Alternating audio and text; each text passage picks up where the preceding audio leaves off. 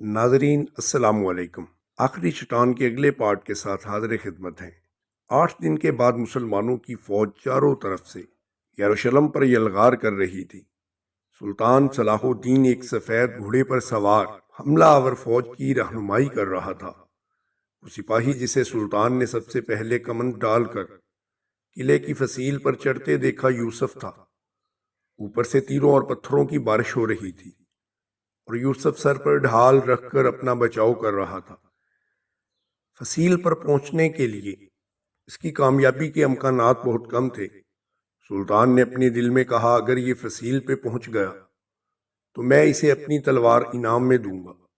یوسف فصیل پر پہنچ چکا تھا اور چند نوجوان اس کی تقلید کر رہے تھے۔ یوسف کی تلوار چند آدمیوں کو موت کے گھاٹ اتار چکی تھی۔ سلطان اپنے جرنیل سے کہہ رہا تھا، اب وہ میرے گھوڑے کا بھی حقدار ہے۔ چند مجاہد فصیل پر چڑھ کر یوسف پر عقب سے حملہ کرنے والے پہرے داروں کو روک رہے تھے اور یوسف اپنے پیدر پہ حملوں سے 6-7 سپاہیوں کے پاؤں اکھاڑ چکا تھا۔ سلطان صلاح الدین جوش و مسرت میں کہہ رہا تھا، نوجوان، میں تمہیں ہراول دستے کا سالار اعلیٰ بناتا ہوں۔ تھوڑی دیر کے لیے سلطان کی توجہ کسی اور محاذ پر مبذول ہو گئی۔ جب دوبارہ اس نے فصیل کے اس حصے کی طرف دیکھا تو اس کے سپاہی اس مقام پر قبضہ جما چکے تھے، لیکن یوسف وہاں نہ تھا۔ اس نے اپنے ہم رکاب سے پوچھا، یوسف کہاں گیا؟ اس نے دروازے کے سب سے اونچے برج کی طرف اشارہ کرتے ہوئے جواب دیا، وہ دیکھیے، یوسف بہت خطرناک مقام پر لڑ رہا ہے۔ سلطان نے اوپر نگاہ کی۔ یوسف کی تلوار بیک وقت 3 تلواروں سے لڑ رہی تھی۔ سلطان کی 2 سپاہی اس کی مدد کے لیے پہنچ چکے تھے۔ یوسف کی تلوار کی ایک ضرب سے نشان صلیب سرنگوں ہو چکا تھا۔ سلطان نے آنکھوں میں خوشی کے آنسو بھرتے ہوئے کہا، تم میرے بیٹے ہو، میں تمہیں اس شہر کا والی مقرر کرتا ہوں۔ لیکن یوسف کے ہاتھ سے تلوار گر چکی تھی اور ایک نوجوان اسے سہارا دینے کی کوشش کر رہا تھا۔ سلطان نے اسے پہچان لیا، یہ احمد بن حسن تھا۔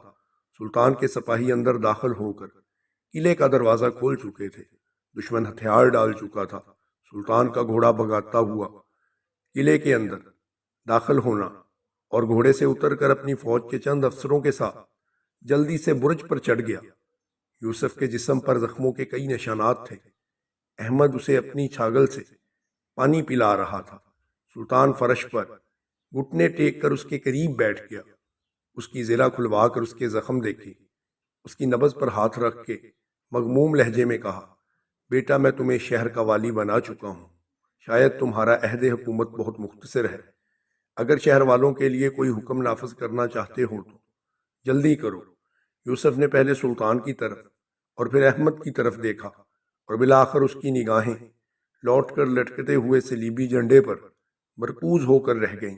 احمد بن حسن نے کہا، اس شہر کے حاکم کی یہ خواہش ہے کہ وہ فتح کا جھنڈا اپنے ہاتھ سے نصب کرے۔ سلطان کو ان الفاظ کے ساتھ ہی یوسف کی آنکھوں میں ایک غیر معمولی چمک نظر آئی۔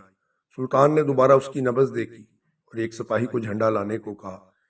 ایک افسر نے ٹوٹا ہوا نشان صلیب اتار کر پھینک دیا۔ سلطان صلاح الدین ایوبی اور احمد بن حسن نے یوسف کو سہارا دے کر اٹھایا۔ یوسف کے بے جان ہاتھوں میں اچانک زندگی آ گئی۔ اس نے جھنڈا نصب کیا۔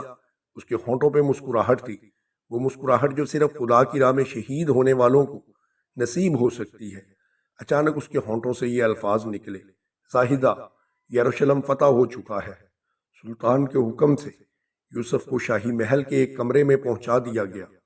جان کئی کی حالت میں اس نے احمد بن حسن سے جو آخری بات کہی وہ یہ تھی، احمد، میری بیوی کی دعا کا صرف ایک حصہ قبول ہوا۔